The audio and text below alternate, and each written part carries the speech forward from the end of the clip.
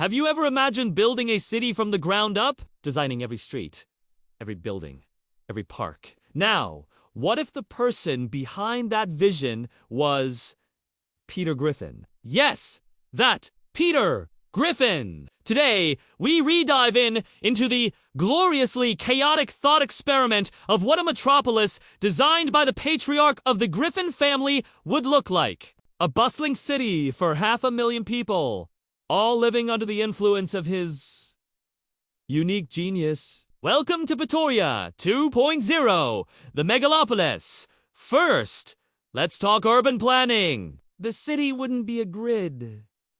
That's too logical. The layout of Pretoria 2.0 would be shaped like Peter's own profile. The residential area would be in the chin.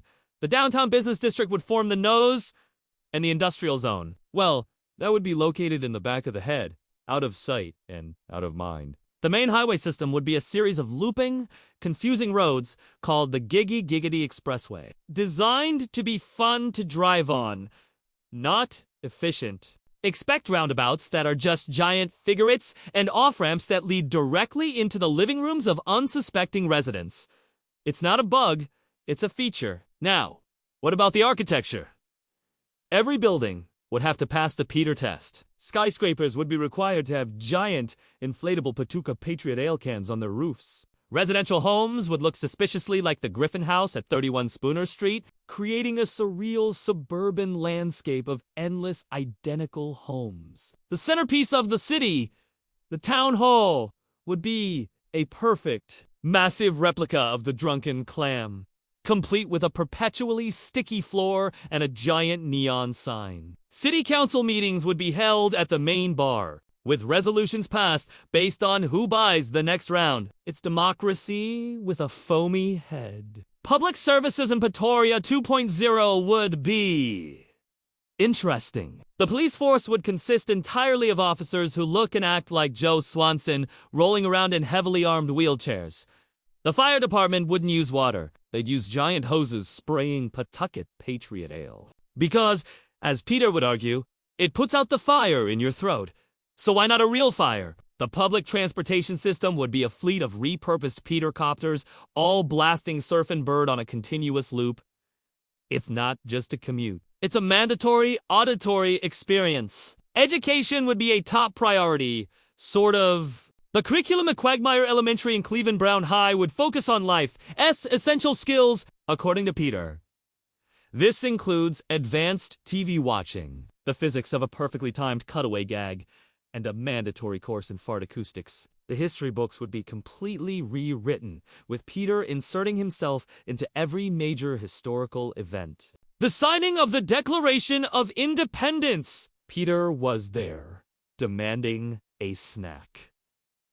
The moon landing. That was one small step for man, one giant leap for Peter Griffin, who claimed to have built the ladder. The economy of Pretoria 2.0 would be powered by a few key industries. The primary employer would be the Pawtucket Patriot Brewery, naturally. But there would also be a thriving market for novelty t-shirts with questionable slogans. A massive factory dedicated to producing knee-scratching devices and an entire economic sector based on finding and returning lost left sock. The official currency wouldn't be the dollar. It would be Peter Points, redeemable. For things like a get-out-of-a-minor traffic violation free card or an extra 5 minutes on your lunch break. Let's not forget entertainment and culture. The city's official sport would be redneck boxing, where contestants just punch each other until one of them gets tired and decides to go get a beer. The Grand Museum, the Louvre, Peter's version, would feature priceless works of art, like the Mona Lisa with Peter's face crudely painted over it,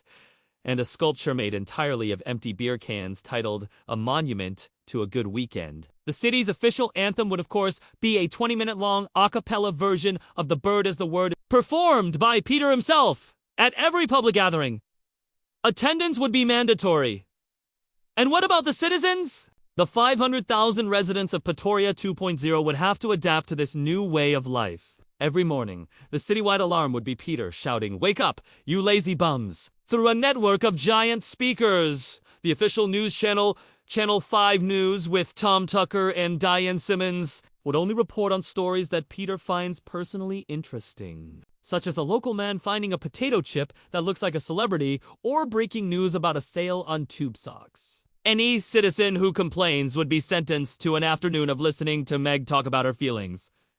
It's a powerful deterrent. But amidst the chaos, there's a strange sense of community. Every Friday is Surprise Chicken Fight Day, where designated city blocks erupt into spontaneous chicken fights. The city parks are just open fields with a single, perfectly placed bench for dramatic monologues. The legal system is presided over by Judge Peter, whose rulings are based on a complex system of meeny, miny, mo, and whether the defendant brought him a sandwich. It's a society built on impulse nonsense and a deep, abiding love for the absurd. It's inefficient, illogical, and probably a terrible place to live. But you can't deny, for a brief, shining moment, it would be the most entertaining city on Earth. So there you have it, the grand, misguided vision of Pretoria 2.0, a city built in the image of a man whose greatest ambition is to sit on his couch and watch TV. It's a testament to the idea that, with enough power and a complete lack of foresight, anything is possible. What do you think would be the craziest part of living in Peter Griffin's city? Let me know down in the comments. Thanks for watching, and if you enjoyed this descent into cartoon madness, be sure to hit that like button and subscribe for more. We'll see you in the next one.